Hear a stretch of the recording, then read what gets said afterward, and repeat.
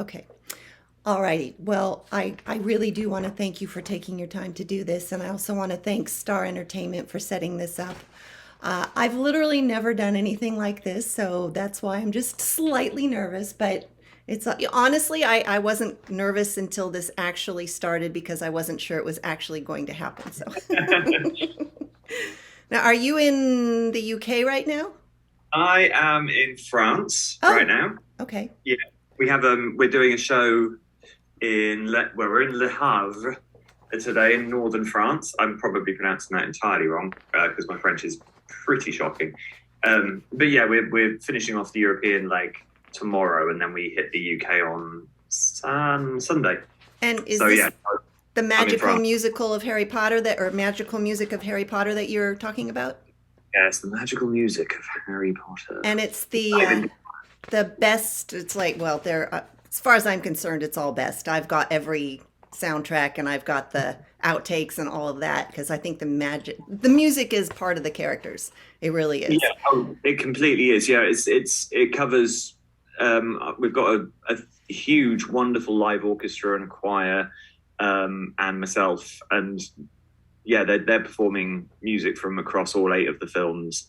Obviously, the sort of the classics that the Hedwig's themes and the Harry's Wondrous Worlds, and then there's the pieces like I don't want to give the entire concert away, but um, things like Buckbeak's Flight. There's the iconic music, and then there's sort of we go through and we talk about how music helps to create the fantastical worlds in the film, and we talk about how sort of music can help with the characters, and we talk a bit about the sort of the musical themes for the characters like Snape and Hagrid and things like that, and then we talk about emotion, how it builds with the emotions and stuff like that. So it's and in between, I tell a few stories from behind the scenes, I guess. Yeah. I was wondering what your role was in this. Yeah. Sort of, it's me. Well, it's handy timing. We were supposed to be doing this about a year ago. We were supposed to start, and of course, because of COVID, everything's been pushed and pushed and pushed until venues were open again.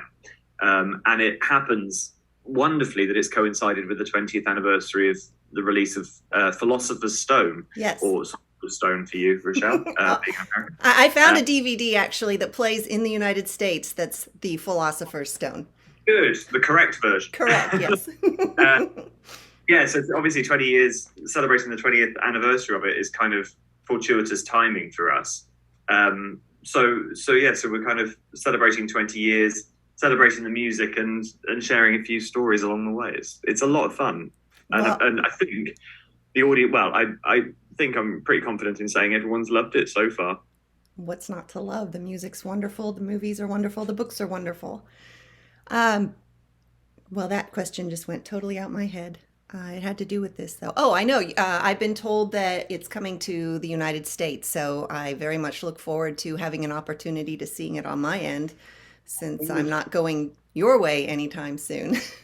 No, I think travel's the tricky bit at the moment, but yeah, I Yeah, think there's plans afoot to bring us to the States at some point. So we'll eventually. yeah, watch this space, I guess. Now, you were a fan long before you were cast in the films. You read the book several times, didn't you? I'd read the books. I mean, the third one had come out just before I auditioned. I think the fourth one came out a few weeks before I auditioned. Um, so I'd read and thoroughly enjoyed what we had at that point in time. Because of course we were all still learning as we went, really, because we didn't know what was coming. We didn't have the inside scoop on where the character arcs were going or anything like that. So, but yeah, no, I'd read the books. My mother was an English teacher, still is an English teacher, um, and had brought I think it was the first two books back from school during the summer holidays and encouraged me to read them. And I devoured them. Absolutely, just read them back to back, cover to cover, and was instantly entertained by them. And you found Percy appealing right from the start, didn't you? Or did you? I found well no when I saw the commercial, well, there was a news report on BBC TV on Newsround, which is a children's news program on the BBC, that Warner Brothers were using to encourage people to apply for auditions, because they wanted normal, everyday children and Harry Potter fans. They didn't want film kids. They didn't want stage school kids. They wanted sort of real children, for want of a better word. And when I saw that, my calculated opinion was that Percy was the part I had the most chance of getting, because I was slightly older than the people they were looking for. They were looking for, sort of 11-year-olds really for the main three kids, and then sort of the extras around the edges. The sort of the Dean Thomases and the Seamus Finnegans and those kinds of characters. They weren't. I don't think they was really aiming this casting call at 16-year-olds, but I saw it nonetheless, and I thought, well, as a 16-year-old ginger-haired school prefect in real life, if there is any part I am ever likely to get, it's probably the 16-year-old ginger-haired school prefect. And quite honestly, there was no other part I would have got. I was far too old for Harry, Ron, and Hermione was pretty much a no-no, I think. I don't have an identical twin brother, and being ginger, it does kind of push you into that Weasley area. So yeah, I think it was a calculated risk. Now, did you realize what a Pratt Percy was when you auditioned? Well, when I auditioned, we only had up to head boy Percy. So yeah, we knew him as this kind of pompous, arrogant, big head boy, as right? But yeah, I didn't. We didn't know, and I didn't know, and certainly didn't find out until the books came out that he would go down this sort of path of trying to do I think trying to do the right thing by following the people who are in charge and the people who have the power, and ending up in quite the sticky situation that he does end up in. But yeah, he became more interesting, I think, as the stories went on. But yeah, I was yeah. I think he arguably has the best. I think he has the best character arc of all the Weasleys. I could argue with you on that one. Yeah, I think he's a massively misunderstood character, and I think there's a lot more to him than it's complicated. And I get asked by fans at events, because I do a lot of Comic-Cons and Harry Potter fan stuff, and I get asked quite a lot, why is Percy a Gryffindor? Surely, with all that ambition, and he leaves his family behind to follow his ambitions, surely he should be a Slytherin. And my argument is, well, maybe the Sorting Hat knows things that we don't know, until maybe he can see maybe the Sorting Hat can see into the future slightly, because Percy does the bravest thing that anybody can do, which is to admit he was wrong. Mm-hmm. And that's a big thing for anybody to do, and especially for Percy. So I think that's where he gets his Gryffindor from, because he doesn't, let's face it, he doesn't show it a lot of the time. No. As I was preparing for this, I realized that there are some similarities between Percy and Sirius's younger brother, Regulus, where they both were following people who ended up not being quite the right people, got in really deep, and then tried to redeem themselves. Now, his case ended up, he was an inferi in the pond, in the cave. Thankfully, Percy didn't have to die to redeem himself. But shortly after, his brother Fred ends up dying. And I know you've gotten a lot of hate mail, or at least I've heard that you've gotten hate mail. How do you respond to people who think that Percy should have died instead of Fred? From a creative point of view, it makes no sense that Percy dies, because nobody would really care. And that sounds awful, but nobody would really care if Percy dies. Fred and George are this dynamic, entertaining, clever, funny pair, and they're identical twins. So to take one of those away, from a story point of view, is an incredibly emotional thing to do. Taking away Percy, who, let's face it, nobody really likes that much. He's not there to be liked. He's He's there for a purpose, and that's to be the sort of slightly boring, strict, rule-following, pompous older brother. Mm-hmm. If Percy dying makes total sense, and everyone would go, "Oh, thank God for that, Percy's dead." You get rid of Fred, and it's that stab, isn't it? It's that stab to the heart of, oh my God, but it's Fred. Yeah. We love Fred and George.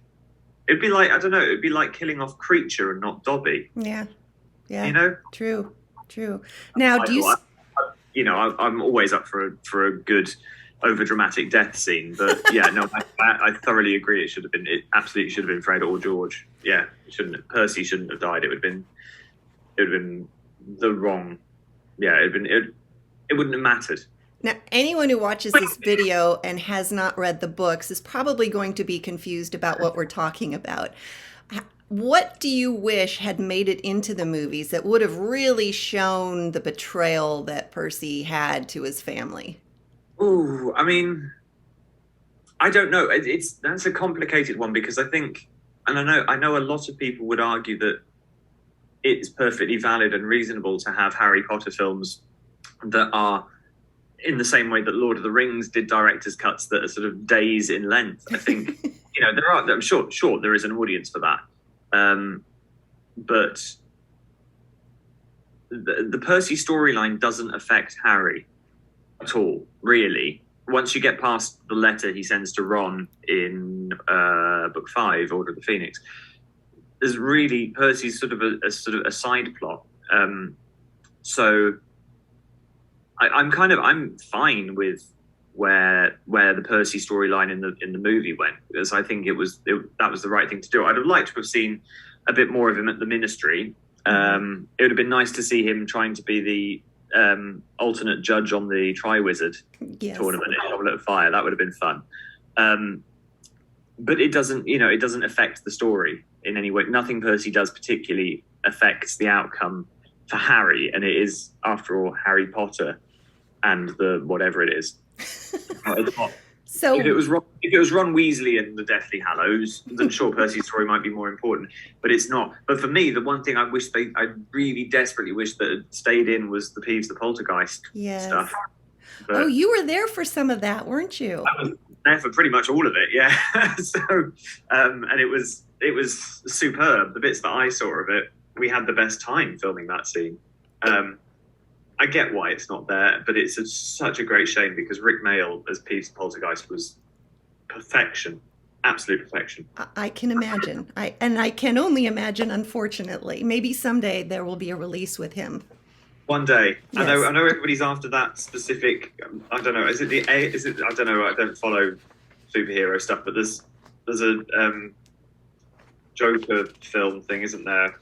That they want to... Yeah, I don't follow the Joker film franchise. I'm more Marvel.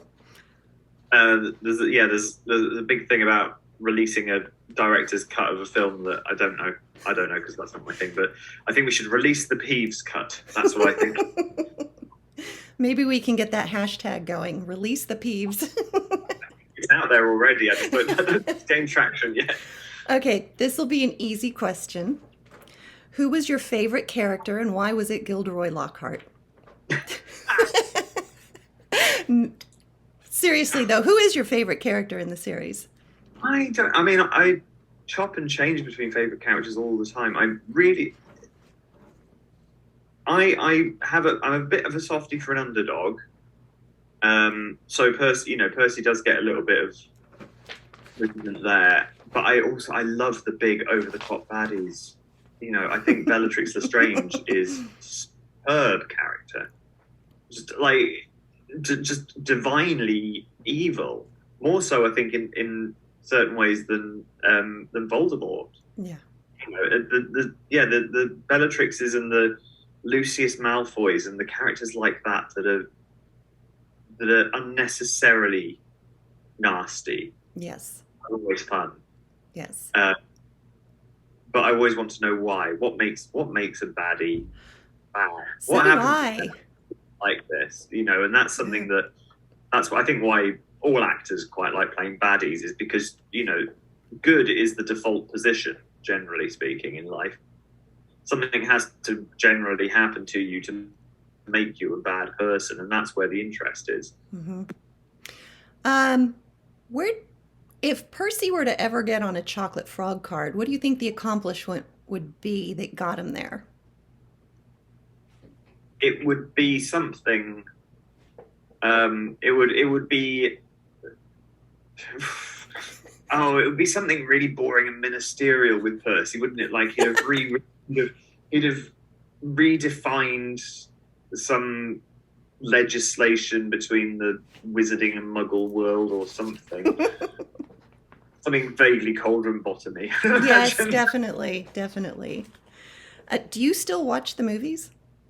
Not intentionally. Not, and that's not saying anything bad against them. It's like watching home movies for me a little bit. Yeah, I imagine it's odd. It's very peculiar because it's oh sure it's 11 years, but it's a very specific 11 years of my life where it's a very odd thing to watch back. Like if they're on TV, if I'm scrolling through the television and it's on, I will put it on and I'll watch it for a while and thoroughly enjoy watching it. But yeah, no, it's very rare that I would go, do you know what? I'm going to pop Chamber of Secrets on and sit and watch it. No, I can't do that because there's more to it. I can't watch it from a sort of detached point of view without going, oh god, I remember filming that bit. Or isn't that weird? Because my memory of filming it is entirely the reverse of what you see on a film. So through my eyes, every scene is me. You know, for instance, in Philosopher's Stone, where Percy takes the first years to the common room for the first time. Like I see that bit quite a lot. It often gets kind of used as an example clip if I'm doing, I don't know, an interview or something. And but my memory of that scene when you see him answering Caput Draconis is not looking at the fat lady's portrait, is looking at a camera crew of 30 people with, you know, a camera and lights and a boom mic over. And so it's very odd. It's like you remember it, but it doesn't look how you remembered it. I actually have an idea of what you mean. Here in the United States, we recently filmed a trivia show. I don't think it's being filmed in the UK, at least not yet, but it's to celebrate the 20th anniversary of the first film. And Dame Helen Mirren hosted it, and I was there in the audience. And so it was absolutely fascinating to see that aspect of it. And then we just got to see the first episode this past weekend. And wow, it is just completely different. The point of view is different, the editing and all of that. Yeah, I find it quite distracting. So I try, I'd rather it be remembered the way I remember it for me. Sure. But if it's on TV and I happen across it, which happens a fair amount, to be fair, it's quite hard to escape it, especially at this time of year. Right. I will sit and go, oh, God, I was young. Now, I know I don't have much time with you. Are we just about at the end of your time? Yeah, where are we? Yeah, got a couple more minutes. I Okay. think, Rochelle. I've got sound check and things in a little bit, so I need Okay. to. Now, you came out in 2018 publicly saying that you'd been adopted. And that is something very near and dear to my heart. I have a cousin who was adopted. My father-in-law and my best friend and his wife adopted their son. I know you've done some work with transfiguring adoption with Margie and Darren, who I've met several times. They do wonderful work. They are glorious people. They really are. And you've got the Dobby ears, don't you? I do, yeah. Several sets, in fact, yes. I love those. I need to get some. Do you have any plans working with them again? We do quite a lot of stuff. I mean, they have the Chris. It amazes me that there's an award with my name on it, but there's the Chris Rankin Adopted Parent of the Year award, which happens, which is wonderful. And yeah, I mean, we've been able to do less over the last year or so than I would like, purely because of logistics. You know, normally I'm out in the States doing events, certainly at least once or twice a year. Mm-hmm. And obviously the last couple of years that's not really been possible. But we keep in regular touch, and we will do more sort of forever, as far as I'm concerned. Wonderful. Now, given that you were an only child, what was it like stepping into this role of Percy, where he's the third of seven children, and all of a sudden you've got the big brother role? Yeah, well, it was quite nice actually. It's quite nice, and if there's a family to become a part of, I think the Oh, Weasleys definitely. are one you'd want to be part of. They're a good bunch of eggs. That lot, I like them. Definitely. Keep them. Definitely. Now, you were quite a bit taller when filming started than the other kids around you, but as time went on, they caught up with you. Oh yeah, Were you even aware of that? very much so. Especially the twins. The twins are like giants, and they were giants by the time we did Chamber of Secrets. To be honest, there's a scene in the bit in Flourish and Blots in Chamber of Secrets where there's the whole exchange between Harry and Malfoy. Hand me down, and the red hair and hand me down robe. You must be a Weasley thing. Um, in the when at Gilderoy Lockhart's book signing, there's that whole bit, isn't there? And Hmm. there's a shot of me and the twins together, and that was the first time that I had to be stood on boxes so that we could be fitted into the same shot. And they would have been about, I don't know, they must have been 15 or 16 then, and I would have been 20. But yeah, I mean, I've stopped at 5'9.5", and they, as far as I'm concerned, they've kept going. I think I don't know how tall they are actually. Now must be six. He's well over 6 foot anyway, 6'2", 6'3", something like that. Yeah. They're huge. Now, you have a habit of standing near the biggest stars, don't you? That is my way of getting into everything. Yes, That is fantastic. it works. Look, it works. What can I say? Stand in Definitely. front of the funniest person in the scene, and they can't cut you out. Yeah. Definitely. Now, I'm very curious, and there may be nothing, but has there ever been a question you've been waiting for someone to ask you and it hasn't been asked yet? Do you know what? That question I get asked more often than Oh, you're kidding. I get it quite a lot actually, and I don't think at this point in time, having been talking about Harry Potter almost on a daily basis for 21 years, I don't think there's a question I haven't answered. I'd say that now. There are questions I haven't answered because sometimes, and it happened a few weeks ago at one of the shows, when we were able to do a meet and greet, where the COVID restrictions were just right that we were able to do a meet and greet. And somebody asked me a question. I can't remember what it was now, but it was I've never actually been asked that before. But at this point, I don't think there's a question that I've been dying to be asked. Fortunately, I wish there was. I wish I could give you one, but no, I think we've covered every angle imaginable at this point in time. I'm sure somebody at some point will come up with an angle we haven't covered, but I can't think of it. Yeah. I really Yeah. can't. Well, it's been more time than I had been told I could have, so I know you need to go. I You were just wonderful and charming and put me at ease, so thank you.